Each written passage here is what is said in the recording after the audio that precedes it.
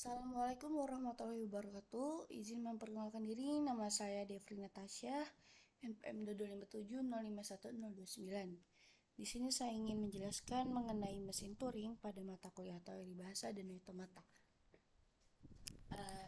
Mesin Turing itu sebuah mesin yang terdiri dari barisan sel tersusun berupa pita yang dapat bergerak maju atau mundur, dan komponen aktif baca atau tulis pita yang memiliki status perhitungan serta dapat mengubah atau menulis sel aktif yang ada pada pita tadi.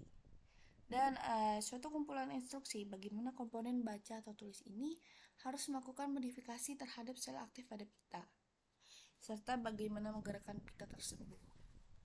Dan setiap langkah dalam komputasi, mesin ini akan dapat mengubah isi dari sel yang aktif, kemudian mengubah status dari komponen baca atau tulis, dan mengubah posisi pita ke kiri atau ke kanan.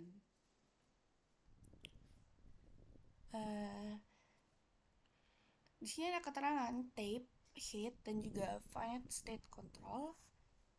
Ini gambar representasi mesin Turing. Jadi tab itu tempat diletakkannya input yang berupa kata atau untai. Dan head itu membaca dan menulis sel pita mesin Turing bisa bergerak ke kiri atau ke kanan. Dan finite state control atau FSC itu otak dari mesin Turingnya yang diimplementasikan dari algoritma pengenalan kalimat. Jadi ada 7 tuple pada mesin Turing, yang mana key itu himpunan state, kemudian ada S alfabet input, ada G simbol pada pita, ini meliputi pula blank, kemudian ada S state awal, ada simbol kosong, ada fase transisi, dan juga ada state akhir.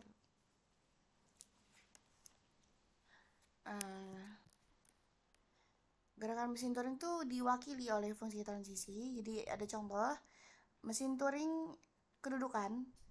Ini fungsi transisinya Q1 membaca simbol masukan A. Dengan gerakannya itu mesin KI tadi berubah ke status KJ dan menulis B pada posisi baca atau tulis gerak. Kemudian Q ini untuk Q ini berupa R atau L, yang mana R itu ke kanan dan L itu ke kiri. Jadi contohnya seperti ini. Fungsi Q1 membaca simbol masukan A, kemudian berubah ke Q3 menulis B dan posisi baca tulis. Kemudian R, yang mana artinya dia bergerak ke kanan. Kemudian ini ya, A, posisi baca tulis, kemudian kedudukannya Q1. Setelah membaca simbol A, kedudukan mesin Q3 menulis B dan bergerak ke kanan, kan? Kemudian hasilnya akan seperti ini.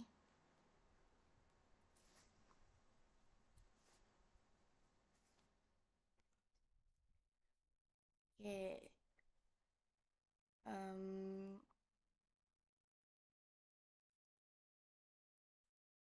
Jadi ada contoh dari mesin Turing sederhana. Jadi dapat dibangun untuk melakukan komputasi sederhana yang didefinisikan seperti tentukan ada berapa angka 1 dalam sebuah string berbentuk 0111 dan seterusnya. Yang mana rangkaian angka 1 ini yang didahului dengan 0 dan diakhiri juga dengan 0.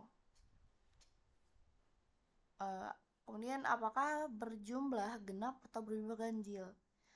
Jika angka 1 diantara dua angka 0 berjumlah genap, maka tulis sebuah angka 0 pada salah satu sel dari tab mesin Turing. Apabila angka 1 diantara dua angka 0 berjumlah ganjil, tulis sebuah angka 1 pada salah satu sel dari mesin tab Turing.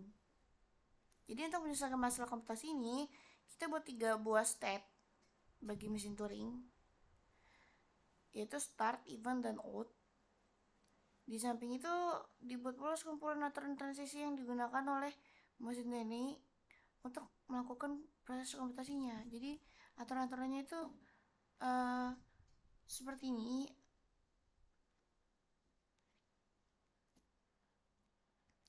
Jika mesin Turing berada pada start, maka membaca simbol 0 pada tab.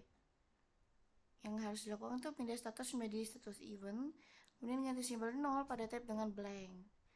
Kemudian poin kedua, jika mesin Turing berada pada status event dan membaca simbol 1 pada tab, hal yang harus dilakukan itu pindah status menjadi status out, ganti simbol 1 pada tab dengan blank, dan bergerak ke kanan satu sel.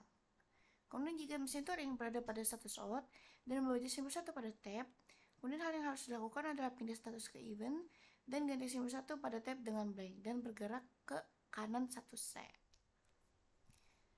Kemudian ada jika mesin Turing berada pada status event dan membaca simbol 0 pada tab, hal yang harus dilakukan itu pindah status menjadi halt, ganti simbol 0 pada tab dengan 0, dan tetap pada sel tersebut.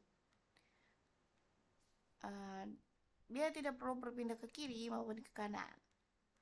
Kemudian poin terakhir itu ada jika mesin Turing berada pada status out dan membaca simbol 0, hal yang harus dilakukan adalah pindah status menjadi halt dan ganti simbol 0 pada tab dengan 1 dan tetap pada sel tersebut. Dia tidak perlu pindah ke kanan ataupun ke kiri. Sekian penjelasan dari saya akhiri. Wassalamualaikum warahmatullahi wabarakatuh.